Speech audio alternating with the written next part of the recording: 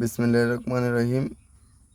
আপনারা ম্যানুয়াল গাড়িতে কিভাবে গিয়ার শিফট করতে হয় আপনারা অনেকে জানেন না।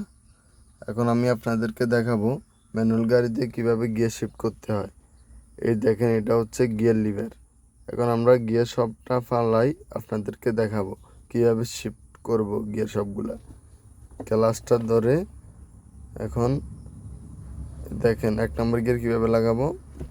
বামে চাপাই সামনের দিকে দিয়ে দিছি, হাতের তালু যেটা আছে এই তালু দিয়ে আবার নিউট্রাল করে ফেলবো। এই নিউট্রাল হয়ে গেছে আস্তে করে।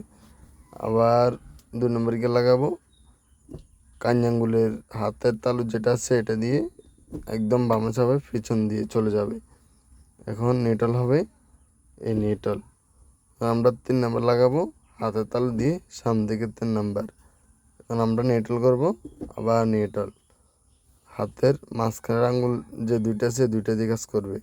এখন আমাদেরকে 4 নম্বর লাগাতে হবে, আবার মাঝখানের আঙ্গুল দিয়ে হাতের তালু দিয়ে পিছনে দিয়ে দেবো সিধা সিধা। এটা হচ্ছে 4 নম্বর গিয়ার।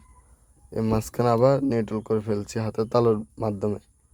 এখন আমাদেরকে ব্যাক গিয়ার লাগাতে হবে। ব্যাক গিয়ার লাগাতে হলে আমাদেরকে হাতের এই কান আঙ্গুলের নিচে এটা দিয়ে একদম ডানে চাপাতে হবে। ডানে চাপাই আবার এই কান আঙ্গুলের এই অপশান এই দুইটা দিয়ে আমাদেরকে আবার ব্যাকে নিয়ে আসতে হবে ব্যাক গিয়ার লাগানোর জন্য।